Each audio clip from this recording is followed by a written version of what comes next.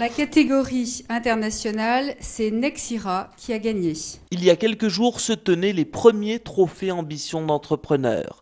Un jury de professionnels a désigné lauréat dans la catégorie internationale Nexira. C'est toujours une très grande fierté de recevoir un prix au milieu de concurrents qui sont aussi des noms connus, des entreprises renommées. C'est une grande reconnaissance. Là, on termine l'année civile avec ce trophée. C'est flatteur. C'est un signe de récompense pour toute l'entreprise, pour tout le passé, les générations précédentes. Certainement un moteur de motivation pour continuer à aller chercher du leadership. Cette PME normande élabore depuis 1895 des ingrédients naturels pour répondre aux besoins des marchés de l'alimentation et de la santé. Exemple, la gomme d'acacia qui, une fois transformée, servira à la composition de confiseries, boissons et produits laitiers.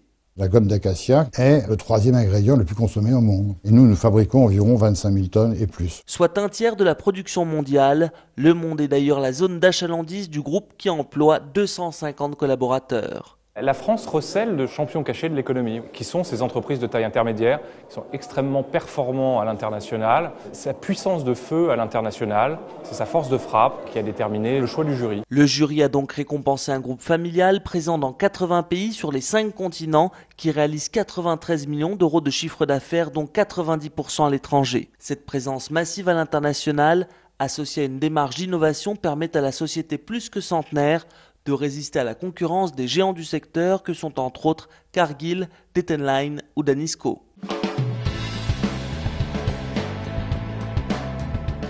Le côté d'exportation pour une petite entreprise familiale dans 80-90 pays, dans le monde entier, dans des pays difficiles, et aussi peut-être le fait que nous soyons sur des produits qui soient des beaux produits, des produits intéressants, qui plaisent à tout le monde. Le côté entrepreneur et dynamique de la société avec une croissance soutenue et constante.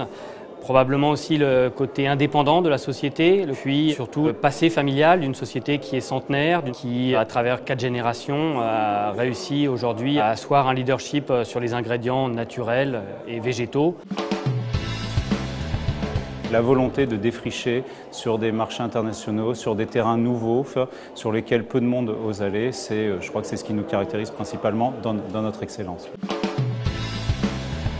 On sait que les gens ne nous connaissent pas parce qu'on n'apparaît pas à travers le grand public, on n'a pas de marque propre, on est ce qu'on appelle le B2B, donc on vend à des industriels qui eux-mêmes vont fabriquer des produits avec leur marque. Quand on nous découvre, quand on nous donne l'opportunité, l'occasion de présenter ce que nous faisons, ce que nous réalisons, les membres du jury disent c'est très beau, c'est magnifique ce que vous faites, c'est dommage que ça soit méconnu. On n'a pas pour aussi vocation à être connu du grand public, c'est pas notre métier.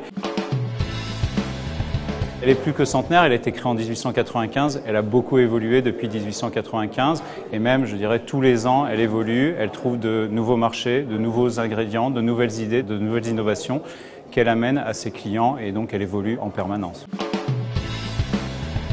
C'est aussi un encouragement pour le futur.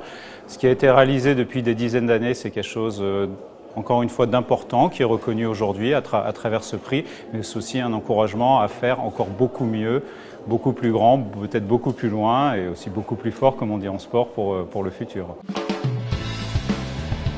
Ces premiers trophées Ambition d'entrepreneur ont été l'occasion pour les jurés de plébisciter une entreprise qui porte haut les couleurs françaises à l'export. Ça montre que quand on a un vrai savoir-faire, quand on a une vraie capacité d'innovation et quand on a envie d'aller conquérir le monde avec un produit qui est bien fait et qui tient la route par rapport à la concurrence, on y arrive toujours. Un chef d'entreprise ne s'arrête jamais aux incertitudes, il ne s'arrête jamais aux problèmes auxquels il est confronté, il cherche immédiatement des solutions et souvent ces solutions, il va les chercher à l'international et c'est la raison pour laquelle vous avez une grande différence entre à la fois les entreprises qui sont mono-marché domestique en France et puis celles qui ont une part de leur chiffre d'affaires à l'international qui dépasse 25, 30, 40, 50%. Et très souvent, on voit que les entreprises en France en 2012 qui connaissent des progressions de chiffre d'affaires, ces progressions de chiffre d'affaires sont mécaniquement tirés par l'international. Sensible également les jurés à une autre dimension, la transmission du patrimoine et la stratégie d'innovation permanente. C'est une aventure de famille